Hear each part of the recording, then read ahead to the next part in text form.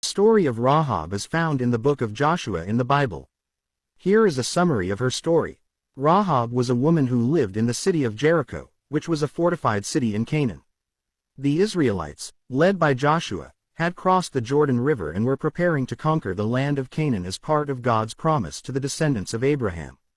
Joshua sent 2 spies to Jericho to gather information about the city and its defenses. The spies entered the city and stayed at Rahab's house, as she ran an inn near the city wall.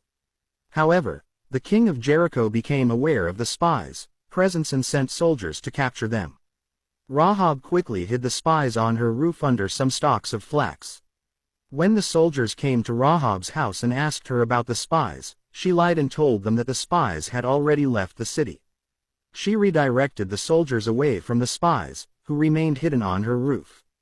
After the soldiers left, Rahab went to the spies and confessed her belief in the God of Israel.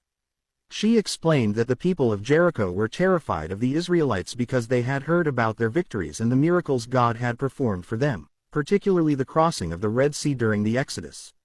Rahab believed that the God of Israel was the true God, and she asked for protection for herself and her family.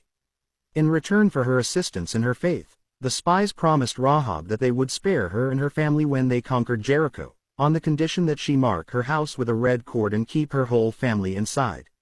Rahab agreed and let the spies escape through a window, as her house was built into the city wall. The spies returned to Joshua and told him about Rahab's assistance and the fear that gripped the people of Jericho. Consequently, Joshua and the Israelites prepared to attack Jericho, following God's instructions. The Israelites marched around the city of Jericho for 6 days without attacking.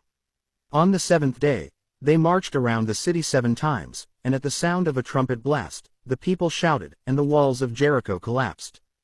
Joshua and his army attacked the city, killing all the inhabitants except Rahab and her family.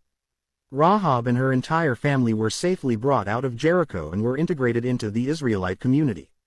Rahab eventually married an Israelite man named Salmon, and they had a son named Boaz, who played a significant role in the biblical account of Ruth.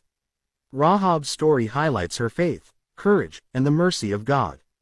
She is often celebrated as a remarkable example of God's redemptive power, as someone from a pagan background who joined God's chosen people and ultimately became part of the lineage of King David and, later, Jesus Christ.